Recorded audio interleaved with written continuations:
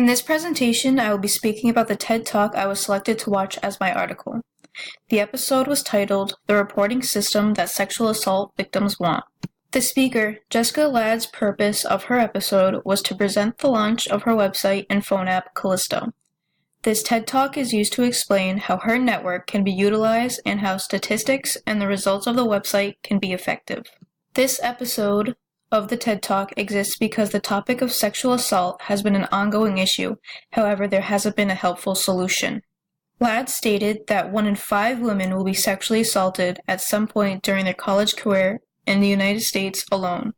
However, victims feel embarrassed, scared, or guilty since they are violated, meaning less than 10% will ever report their assault to the school or to the police.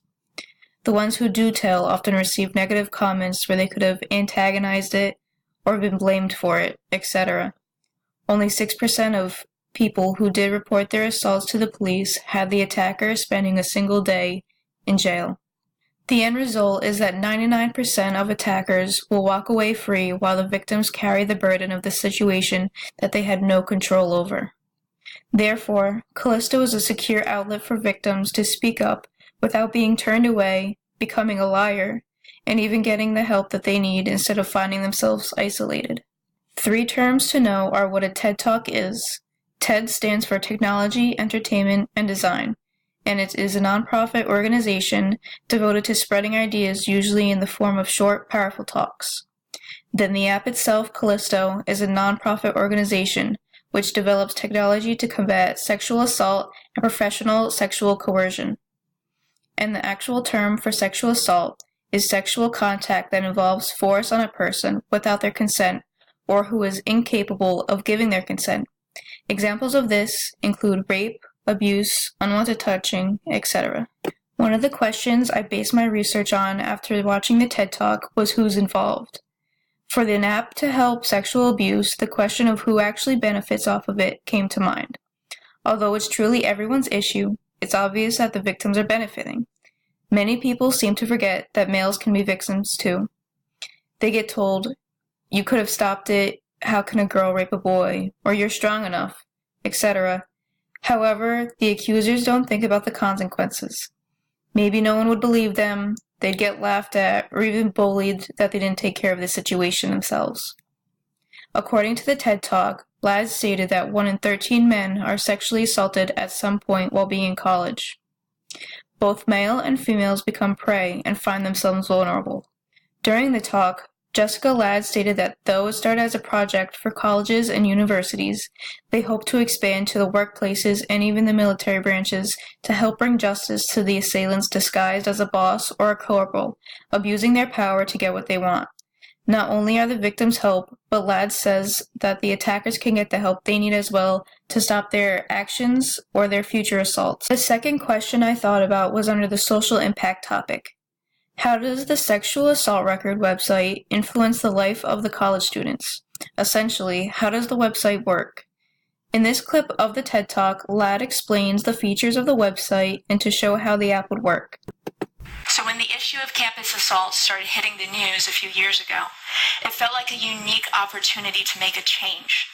And so we did. We started by talking to college survivors, and what they wish they'd have in college is pretty simple.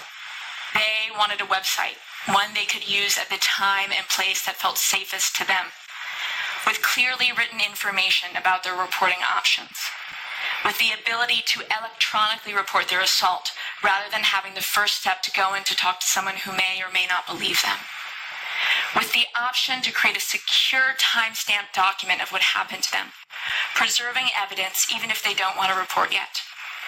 And lastly, and perhaps most critically, with the ability to report their assault only if someone else reported the same assailant. You see, knowing that you weren't the only one changes everything. It changes the way you frame your own experience. It changes the way you think about your perpetrator. It means that if you do come forward, you'll have someone else's back and they'll have yours. In this part of the video, Ladd uses the example of how the app would work using Hannah as a victim and Mike as the attacker. Or if Mike's first victim had come forward, saved her record, entered into the matching system, and named Mike. and Mike's second victim had done the same thing a few months later, they would have matched, and the verified contact information of both survivors would have been sent to the authorities at the same time for investigation and follow-up. Here is a better picture of the options and how they work.